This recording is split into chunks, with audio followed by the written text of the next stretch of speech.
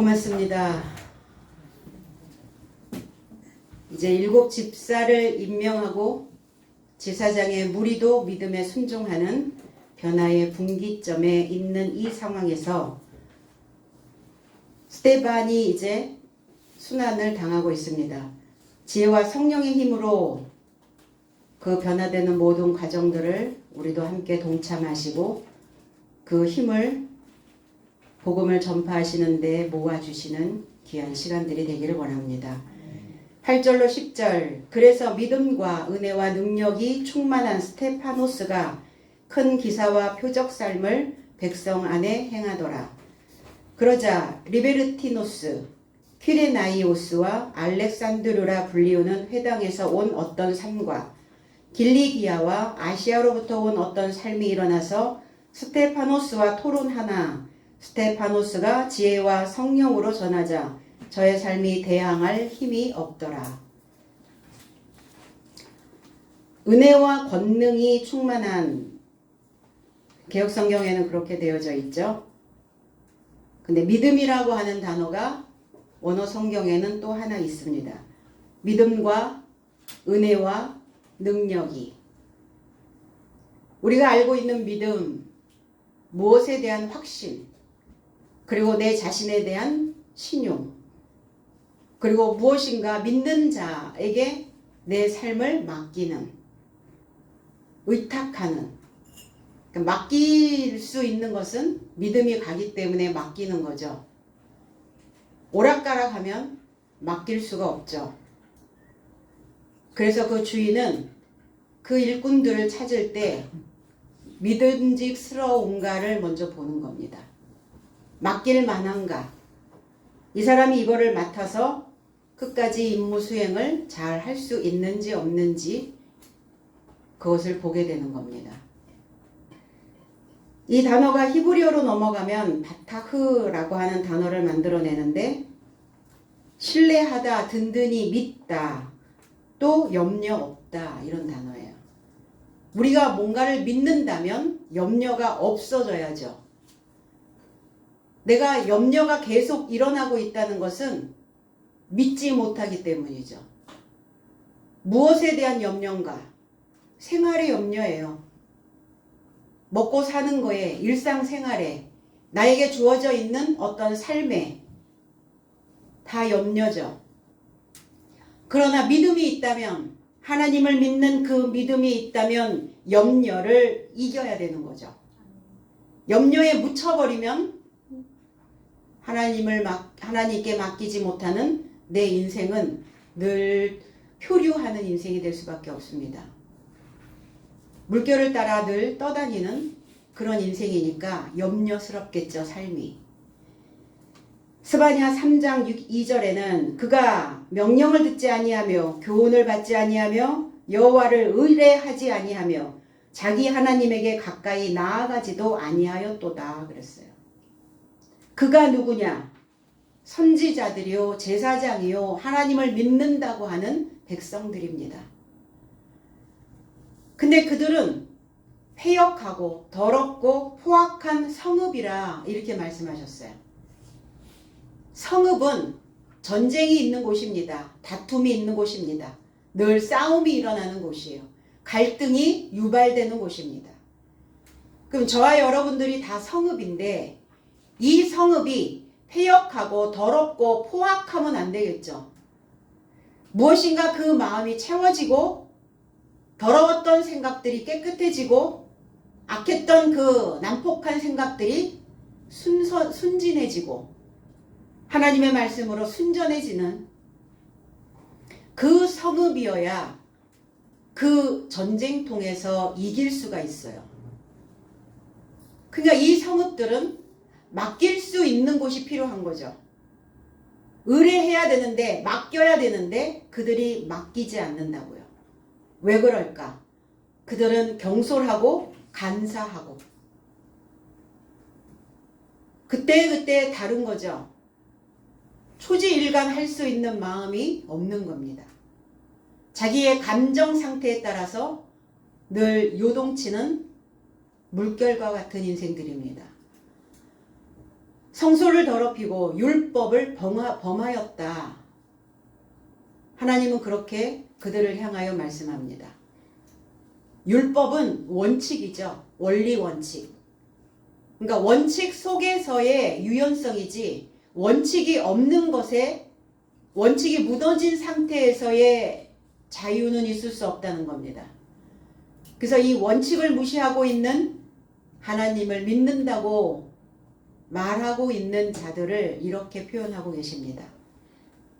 그들은 명령을 듣지 아니하며 그랬어요. 소리입니다. 명령은 소리죠. 나를 부르는 소리예요. 이 단어가 콜이라는 단어입니다. 콜. 우리 영어도 그러죠. 콜 그러죠. 소리예요. 목소리, 천둥소리. 그런데 소리도 삶을 살아낼 수 있게 만드는 소리가 있고 삶을 죽여내는 소리가 있어요. 우리 그런 얘기 표현하지 않나요? 죽는 소리 좀 그만해. 왜 그렇게 죽는 소리를 할까? 그건 죽는 소리예요.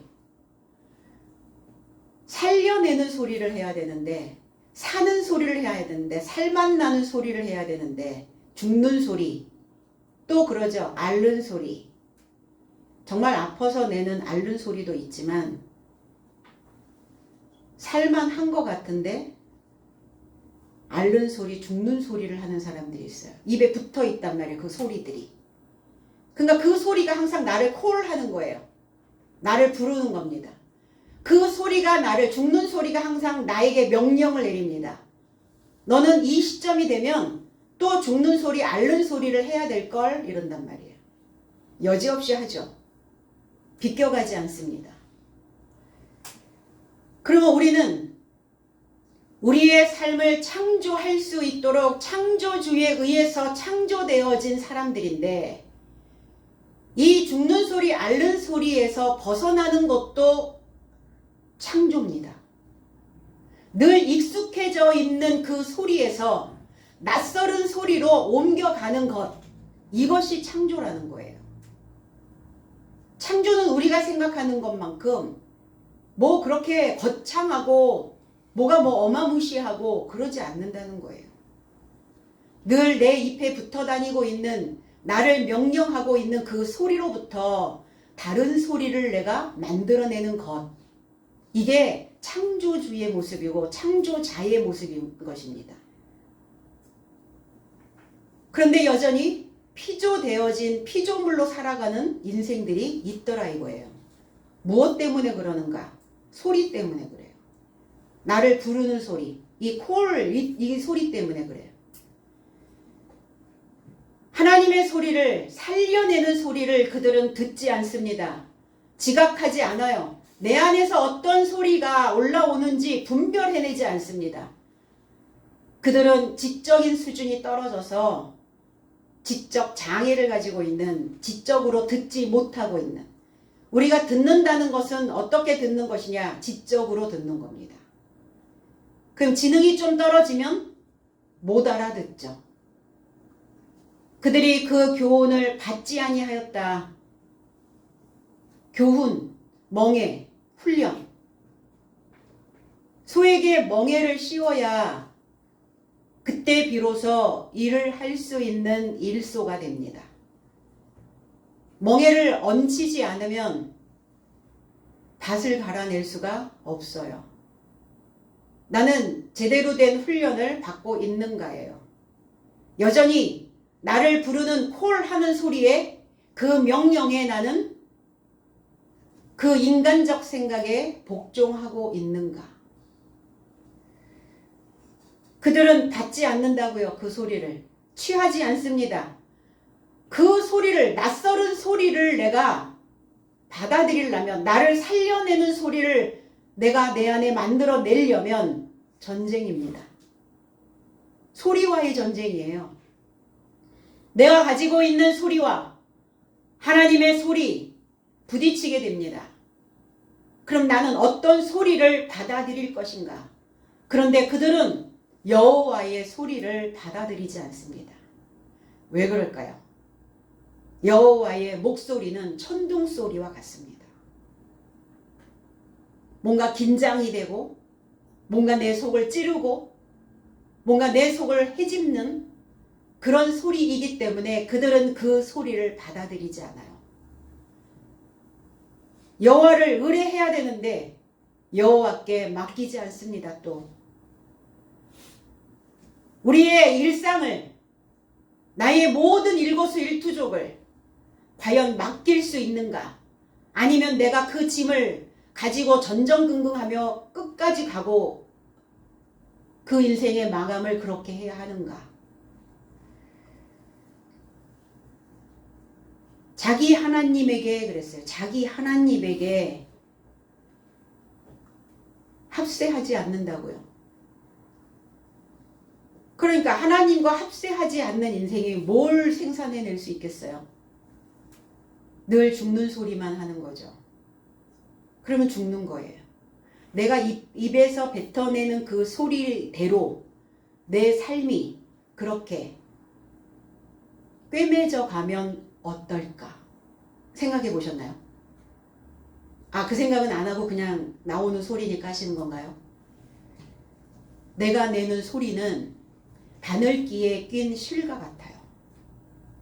그래서 그게 내 삶을 홈질한다는 거예요. 꿰맵니다. 그럼 꿰매진 대로 살겠죠. 뭐하지 않는 한은. 거기에다가 칼을 대고 그거를 다 뜯어버리고 새로운 소리로 박아내지 않는 한은 그게 쉬운 일이 아니다라는 거예요. 그러니까 그 훈련을 하시라는 겁니다.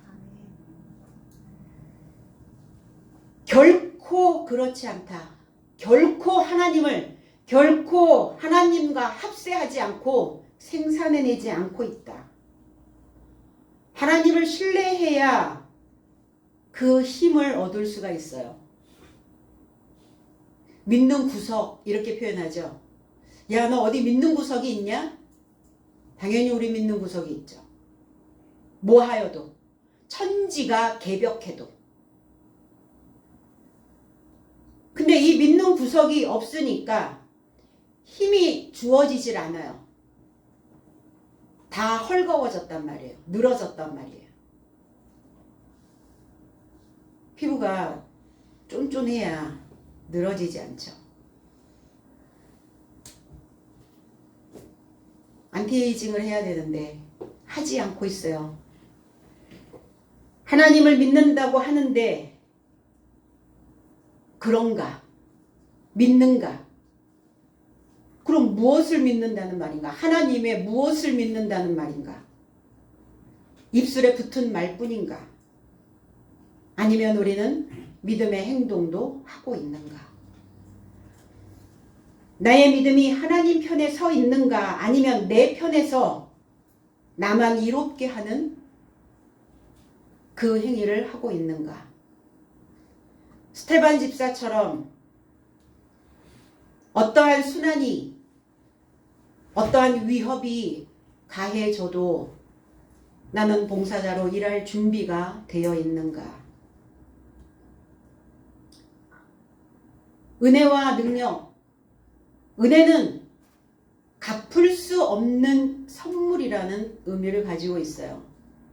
하나님께 받았던 은혜, 하나님께 받은 선물, 그러니까 그게 너무 커서 갚을 수 없대요. 그러면 안 갚아도 되느냐? 안 갚으면 옥에서 못 나오죠. 내 사상에서, 내 생각의 옥에서 못 나옵니다. 갚아야 해요. 그럼 뭘로 갚습니까? 호의를 베푸는 겁니다. 베풀어 주는 거예요. 내가 만나는 사람들에게 내가 몸담고 있는 그곳에 베푸는 겁니다. 긍휼도 베풀고 은혜도 베풀고 친절도 베풀고 호의도 베풀고 베푸는 거예요. 하나님께 갚는다는 것이 무엇입니까? 하나님께는 갚을 수 없는 선물이지만 내가 만나는 사람들에게 내 주변을 둘러싸고 있는 내 삶의 둘레에 있는 사람들에게는 충분히 갚을 수 있죠. 시편 37편 21절에 악인은 꾸고 갚지 아니하나 의인은 은혜를 베풀고 주는도다. 악인과 의인, 저와 여러분들 속에 공존하고 있어요. 악인은 어지럽히는 거예요. 정돈되어 갈만하면 또 생각이 확 뒤집혀가지고 어지럽히고, 그리고 하나님의 원리 원칙을 위반하는 것, 이걸 악이라고 말합니다. 그러니까 경건하지가 않죠. 깨끗하게 씻기지 않습니다. 그 악인은 빌립니다. 우리는 언제 하나님께 빌렸는가? 하나님께서 언제, 우리는 은혜를, 믿음을 언제 내가 꾸었나? 내가 악인이었을 때. 내 생각이 늘 어지럽혀지고 늘 하나님의 원칙에서 벗어난 이탈한, 관역을 빗나간 그 삶에 있을 때 우리는 빌렸어요. 내가 하나님께 그 은혜와 믿음과 능력을 내가 빌리지 않았다면 나는 존재할 수 없었던 거죠. 나는 하나님의 이름을 부를 수도 없고 나는 오늘이라고 하는 이 날을 내게 선물로 가져다 줄 수도 없었습니다. 그러니까 빚졌으니까 뭐 해야 돼요? 갚아야죠. 배상해야죠. 보답해야죠. 그럼 무엇으로 보답하는가? 평화로. 전쟁을 끝마친, 승리를 이룬 그 하나님의 군사로서 평화의 터를 만들어 놓는 것, 그것이 하나님께 갚는 겁니다. 아직도 전쟁이라고요? 뭐 때문에 시달립니까? 무엇이 여러분들의 삶을 가장 시달리고 여러분들의 속을 볶아챕니까? 나는 숨쉬고 살고 있는데.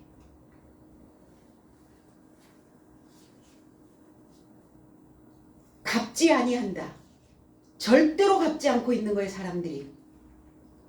내 안에 평화의 가르침으로, 평화의 교훈으로, 평화로운 훈련으로, 훈련을 마친 군사로 갚아야 되는데 갚지 않고 있다는 거죠.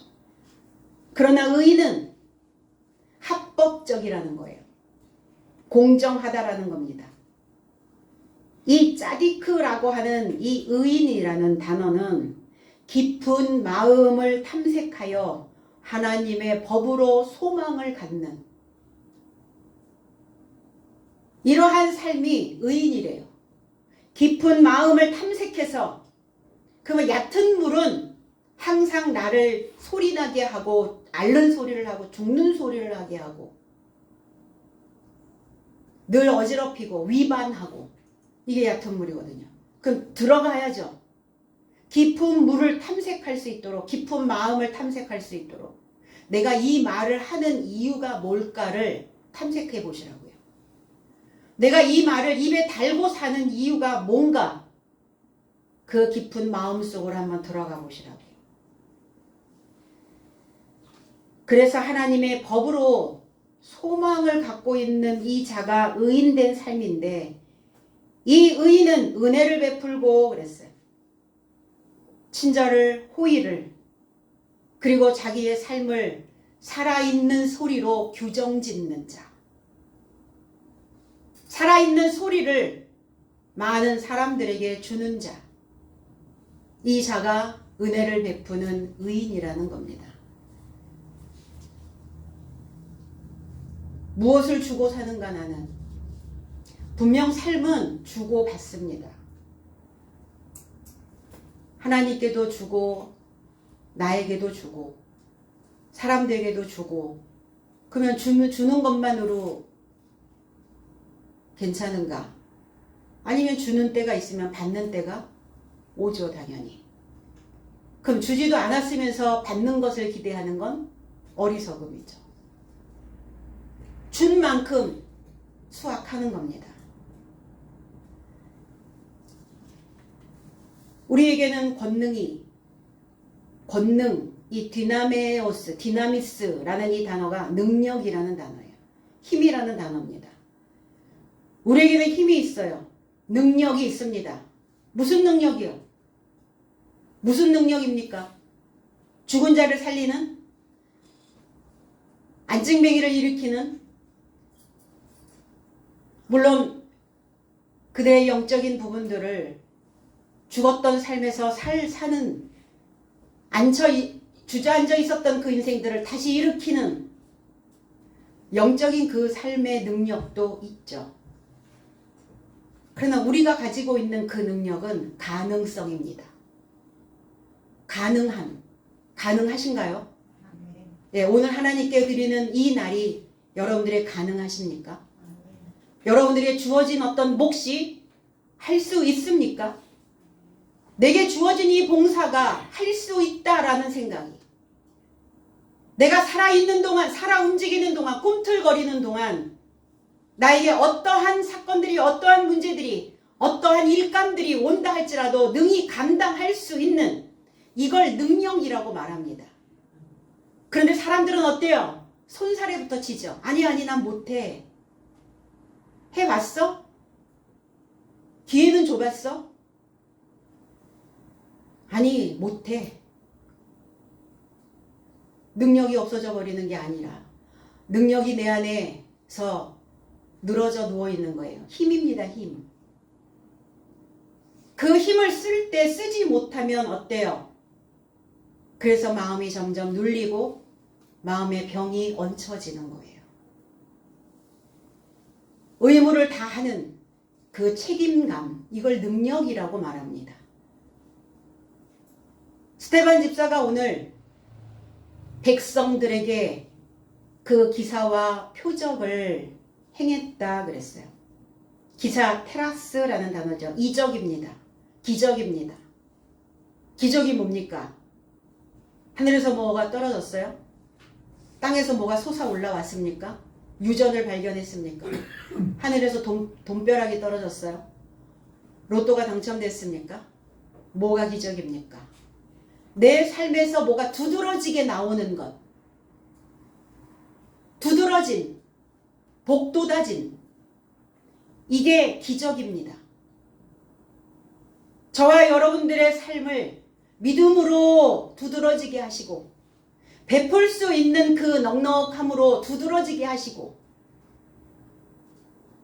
할 수 있다라고 하는 그 생각이 내 마음에서 복돋아지고,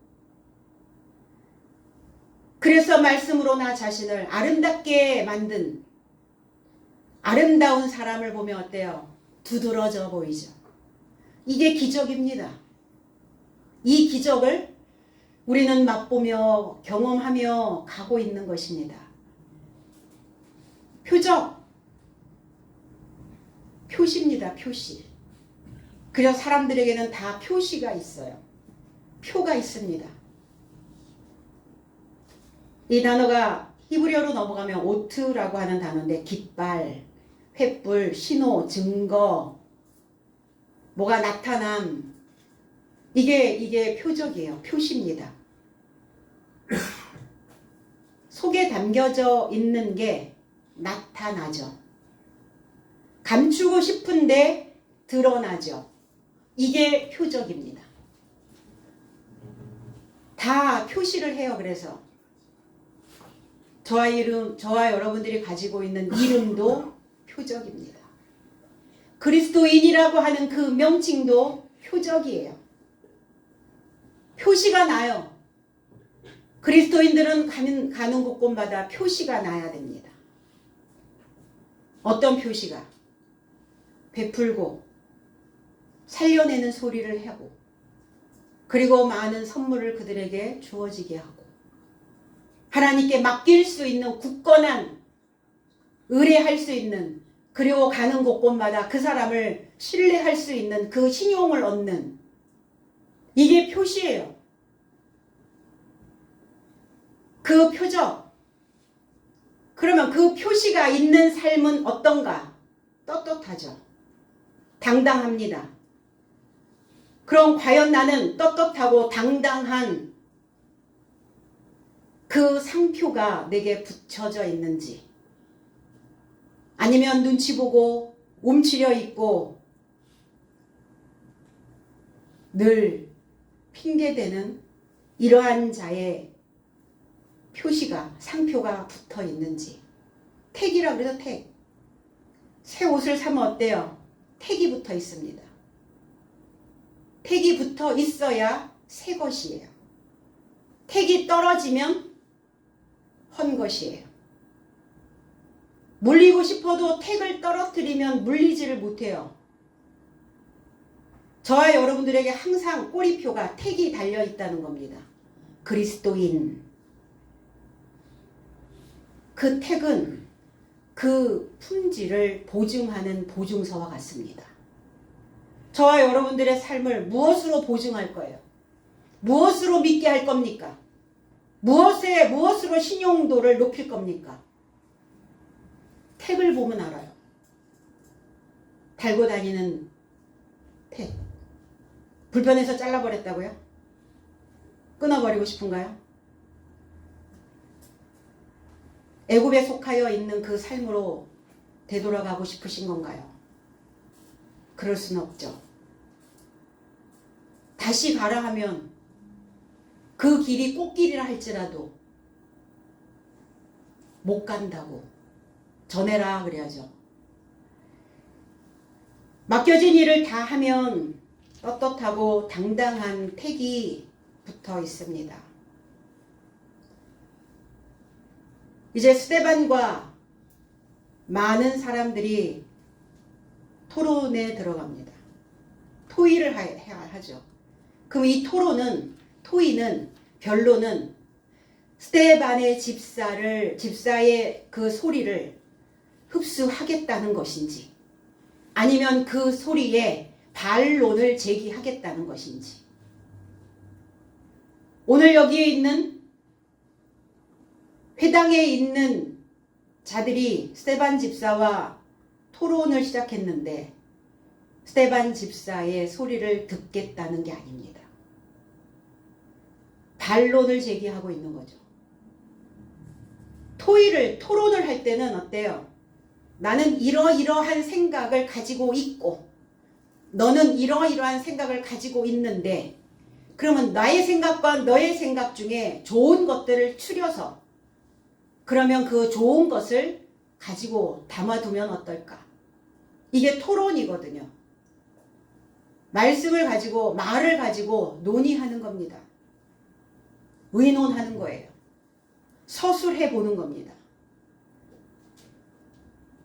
리버디노라는 사람, 리베르티노스, 이 사람의 이름은 자유인이라는 뜻이에요. 방랑자라는 뜻입니다. 리베르티노스, 지역이기도 하죠. AD 20년경에 로마의 황제 티베리우스가 로마에서 유대인들을 추방할 때 노예에서 풀려난 자가 바로 리버디노예요. 자유인이었습니다. 그래서 이 리버디노인들이 예루살렘에 정착해서 살고 있었던 사람들이에요. 근데 어떻게 살고 있었어요? 자유롭게 살고 있었어요.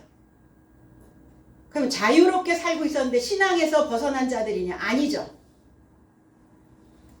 자기의 주관적인 생각을 가지고 그리고 방랑하는, 여기저기 기웃거리며 방랑하고 살고 있는 그러한 자들을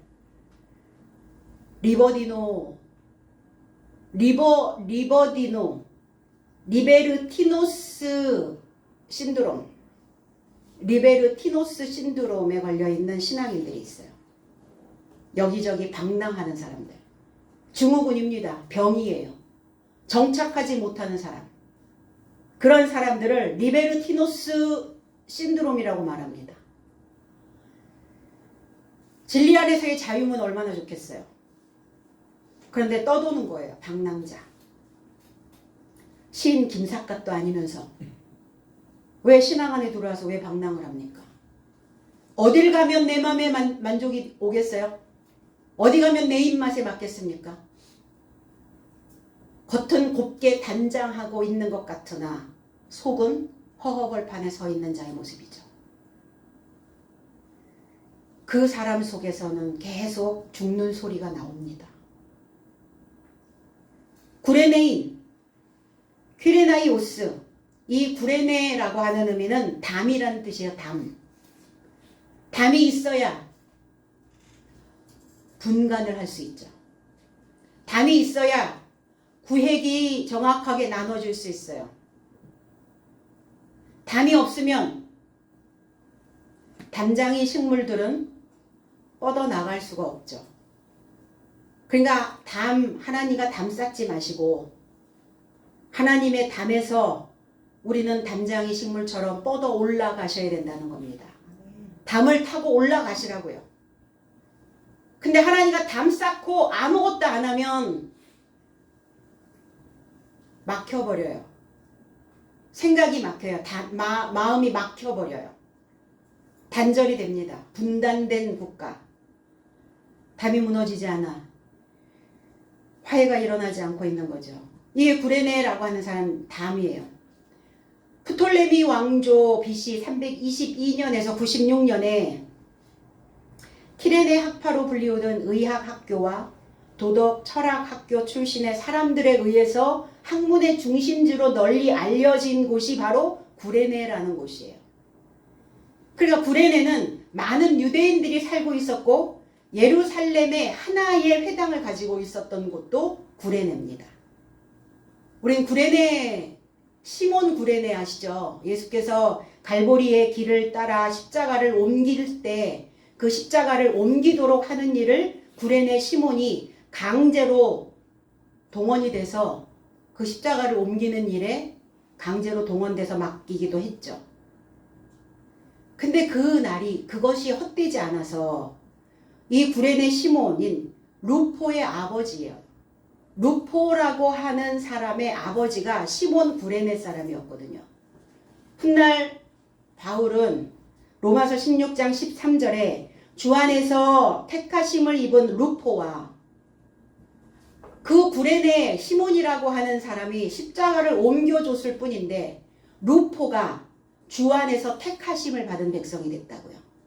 하나님께로부터 택함을 받은 자가 되었다고요. 그 아들이. 그 택하심을 입은 루포와 그의 어머니에게 문안하라. 그 어머니는 곧 내 어머니니라. 제 해석은 주 안에서 선택된 루포스와 그와 나의 어머니를 문안하라. 바울은 루포의 어머니가 곧 나의 어머니다. 그렇게 표현을 합니다. 상당히 바울의 전도 여행에 많은 영향을 주고 많은 도움을 주고 많은 원조를 줬던, 왜? 그 어머니가 나의 어머니입니다 이렇게 표현을 할 정도로. 어머니는 공급하는 자죠. 없어도 없단 말을 하지 못하는 사람이 어머니입니다. 그래서 끊임없이 연결돼서 공급해주는 연결고리, 바로 시몬 구레네 사람. 그 다음에 알렉산드리아인, 알렉산드리아라는 의미는 보호하다, 방어하다, 원조자, 돕는 자, 이런 의미를 가지고 있어요. 알렉산더 그 대왕이 서부 나일 델타 지역에 건설한 고대 도시이기도 합니다. 이 알렉산드류. 동방과 헬라 문화를 서로 연결시켜주는 중요한 역할을 감당하기도 했죠. 그래서 알렉산드리아의 세계적인 도서관과 박물관이 세워지기도 했습니다. 헬라 세계에서 가장 중요한 학문적 중심지가 되었고, 로마 제국 내에서 제2의 도시가 된 알렉산드리아는 헬라인, 애굽인, 로마인, 유대인 여러 민족들이 섞여서 살고 있었지만 공용어는 헬라어였어요. 헬라어를 쓰고 있었습니다. 이 알렉산드리아 이 도시가 중요했던 이유가 또 하나 있는데, 구약을 헬라어로 번역한 70인역을 여기에서 만들었어요. 그래서 이 도시에서 구약을 헬라어로 번역한 70인역이 어떤 한 사람에 의해서 만들어진 게 아니죠.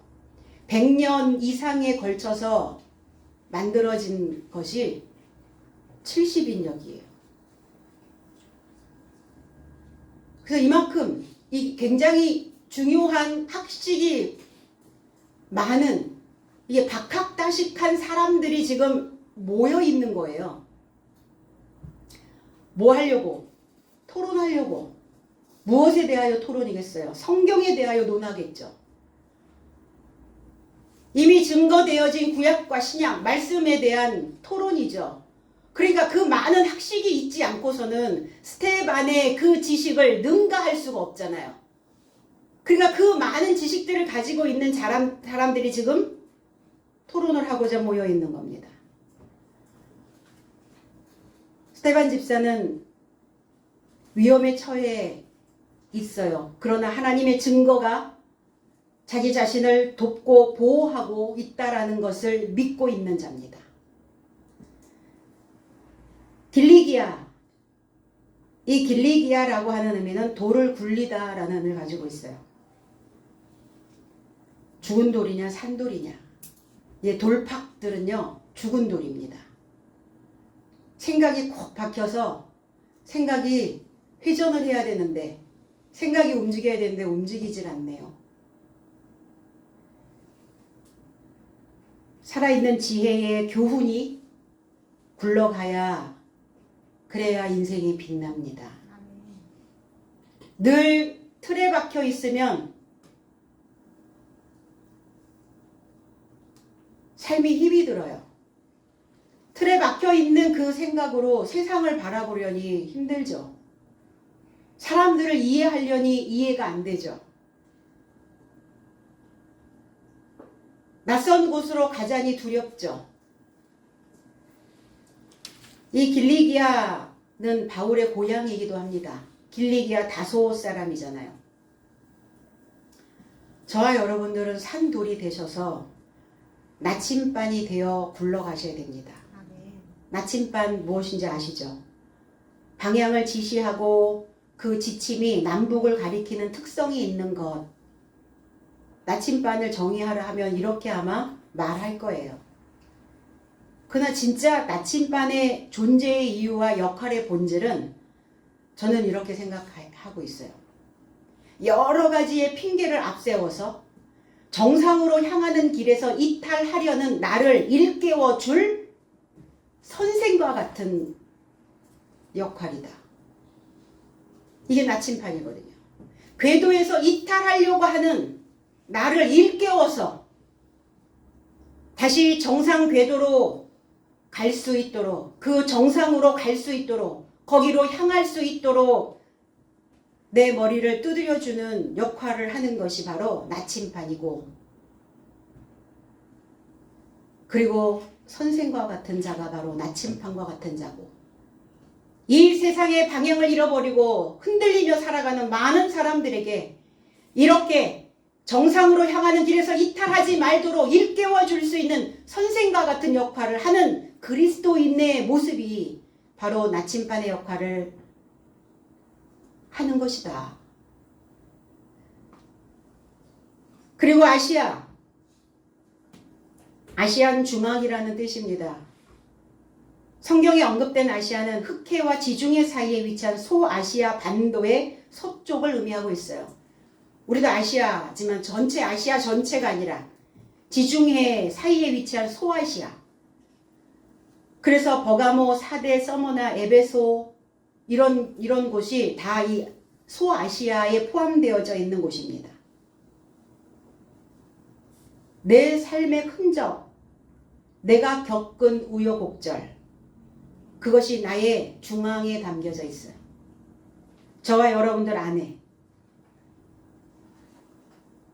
그러니까 내 안에 내 중앙을, 내 중심을 부단히 갈고 닦고 수정하고 개선해야만 내 중심은 흔들리지 않고 갈 수 있어요. 이 중앙이 맨날 옮겨 다닌다고 한번 생각해 보세요. 어떻겠어요? 그곳의 회당에서 나온 자들, 유대 지도자들입니다. 목자들이에요. 선생들입니다. 가르치는 자들이에요. 본인들이 기름 부음을 받은 그리스도인이라고 자처하고 있는 자들입니다. 그들이 변론할세 그랬어요. 질문하고 토론하고 논쟁하고 있는 겁니다. 고린도전서 1장 20절에 지혜 있는 자가 어디 있느뇨? 선비가 어디 있느뇨? 이 세대의 변사가 어디 있느뇨? 하나님께서 이 세상의 지혜를 미련하게 하신 것이 아니뇨. 재석은 지혜로운 자가 어디 있느냐? 서기관이 어디 있느냐? 이 세대의 토론자가 어디 있느냐? 하나님께서 이 세상의 지혜를 어리석게 하지 않았느냐? 하나님에 대하여 토론할 수 있는 자가 있느냐 과연? 하나님에 대하여 논할 수 있는 자가 있느냐? 하나님에 대하여 다 기록되었다고 말할 수 있는 서기관이 있느냐? 하나님에 대하여 내가 다 알고 있다라고 말하는 지혜자가 과연 있느냐? 있다라고 생각하는 거죠, 이들은. 이 회당에 스데반과 토론하려고 모인 이들은 본인들이 지혜자요, 본인들이 서기관이요, 본인들이 토론할 수 있는 자요, 지혜를 가지고 있는 자라고 생각하고 있는 자라는 겁니다. 자신들이 가지고 있는 그 틀 안에 지식은 있죠. 지식은 있는데 지혜는 창조할 수 없는 자들입니다. 지식을 아무리 많이 축적해도 지혜가 저절로 생기는 건 아니거든요. 지혜는 내 안에 들어온 그 지식을 내 삶에 적용하면서 때로는 실패도 하고 때로는 시행착오도 겪으면서 얻어지는 깨달음과 깨우침, 이걸 지혜라고 말합니다. 신앙은, 믿음은, 하나님의 영은 살아있습니다. 살아있다면 살아있는 이 말씀을 내 삶 속에 이 메시지를, 이 소리를 찾고 적용시키셔서 거기에서 얻어지는 깨우침, 깨달음, 이 지혜로 우리는 내 삶을 다시 만들어내야 된다는 것입니다. 스데반이 지혜와 성령으로 전하자 저희가 능히 대항할 힘이 없었다. 능히 힘을 갖고 그들은 스데반의 그 말에 대항할 힘이 없었어요. 거역할 힘이 없었습니다. 왜? 지식만을 이야기하고 있는 회당에 모인 자들과 그 지식이 스데반의 실제적인 삶을 만들어내는 그 깨달음과 깨우침을 가지고 말하는 그 지혜와 대등할 수가 없었거든요. 내가 그렇게 내 삶에 접목시켜 봤더니 이런 결과가 나왔더라.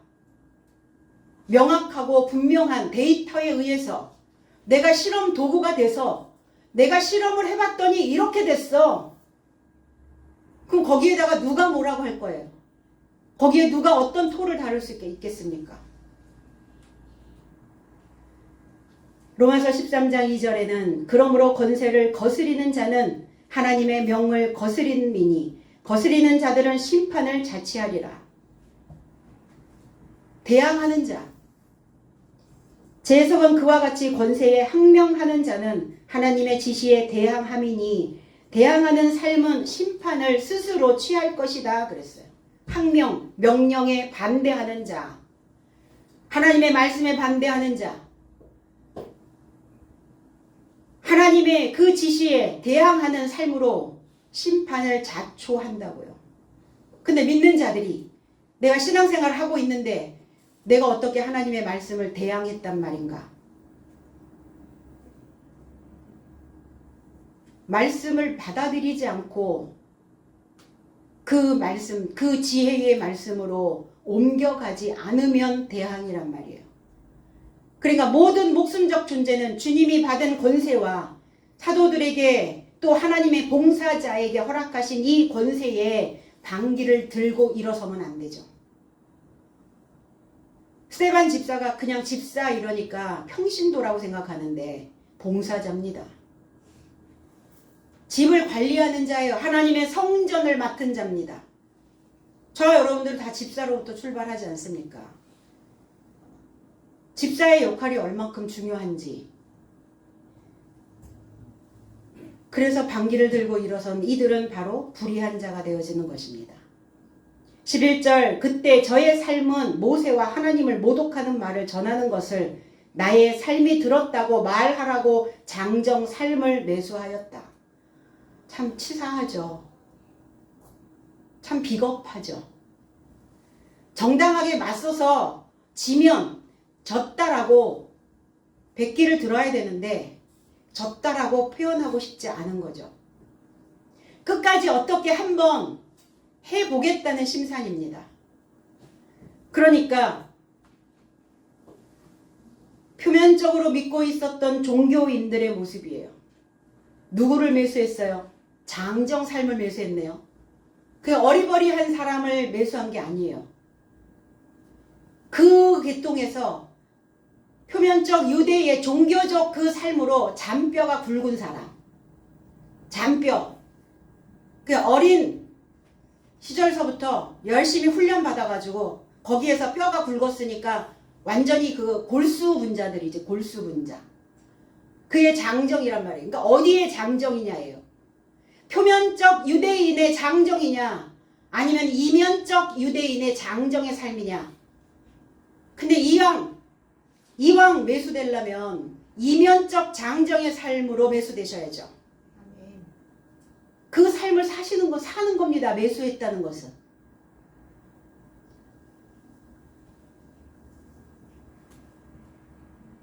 모독을 했다. 모독. 신성모독.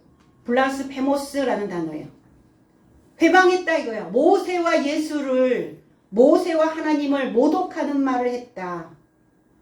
근데 스데반이 했던 말이 흐레마의 말씀이에요. 로고스가 아니에요. 흐레마입니다. 흐레마를 랄레오 했거든요. 그 말을 전하였다. 랄레오. 뭐 하면서? 발표한 거예요. 발표. 흐레마의 말을 그들은 알아들을 리가 없죠. 알아들을 턱이 없죠. 그러니까 알아들을 수 없는 말을 하니까 신성을 모독했다, 상처를 입혔다, 불경건하다 이런 자기들의 가슴에 구멍을 뚫었다. 구멍이 뚫린 거예요. 구멍이 뻥 뚫려버린 거예요. 이게 모독이라는 단어입니다. 그 사람의 마음을 구멍 뚫어버리는 거. 그 마음을 송두리째 날려버리는, 내가 그동안 하나님을 믿고 있었던 그 마음을 날려버렸다라고 표현을 하는 거예요. 모독하지 않았냐. 마가복음 2장 7절에 이 사람이 어찌 이렇게 말하는가.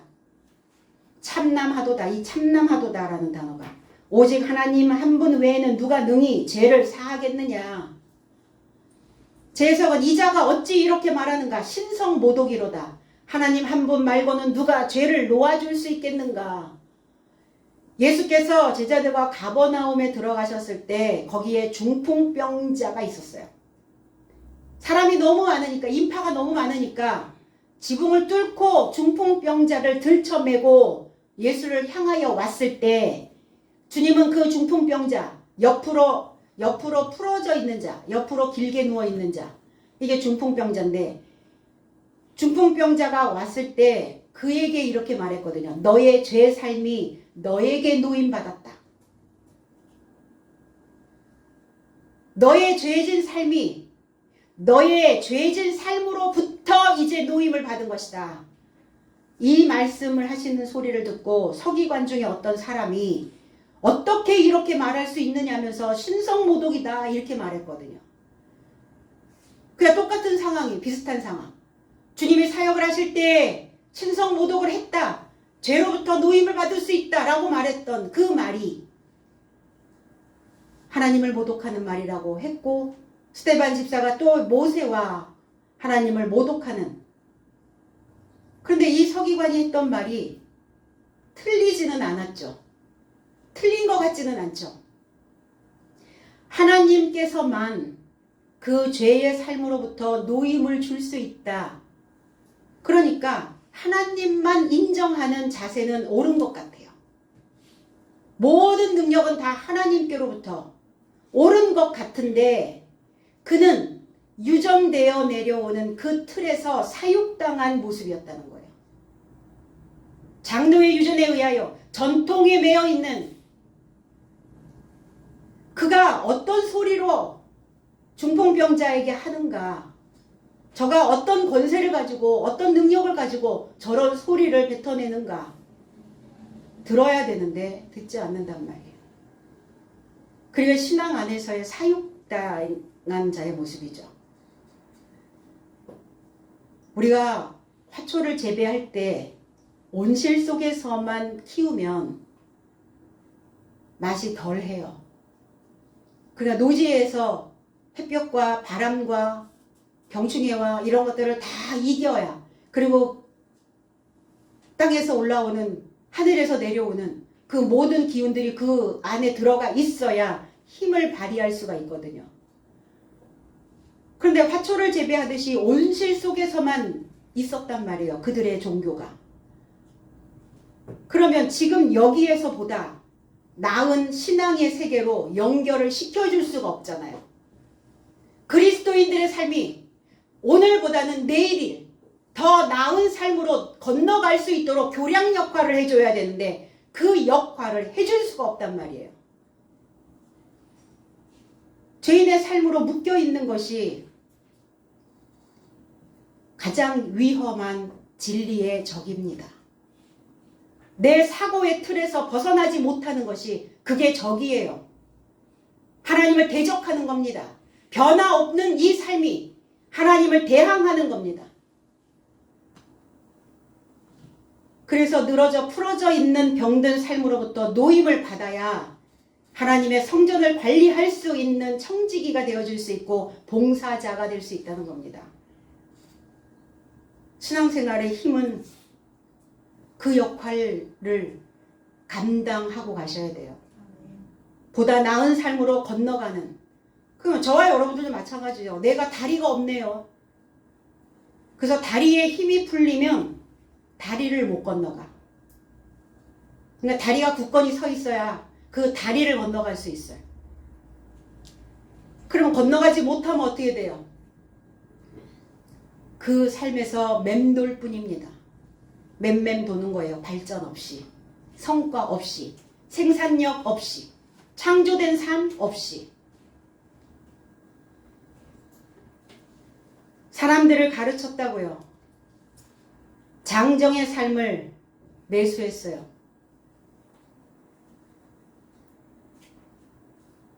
그러니까 스데반 집사는 꼼짝없이 신성 모독죄로 이제 잡혀가게 생겼죠. 말씀을 못 알아들으면 이해가 되지 않죠. 이해가 되지 않으면 오해가 만들어집니다. 오늘 이 상황인 거예요. 흐레마의 말씀을, 해석된 말씀을 알아들을 수 없으니까, 못 알아들으니까 오해하고 있는 겁니다.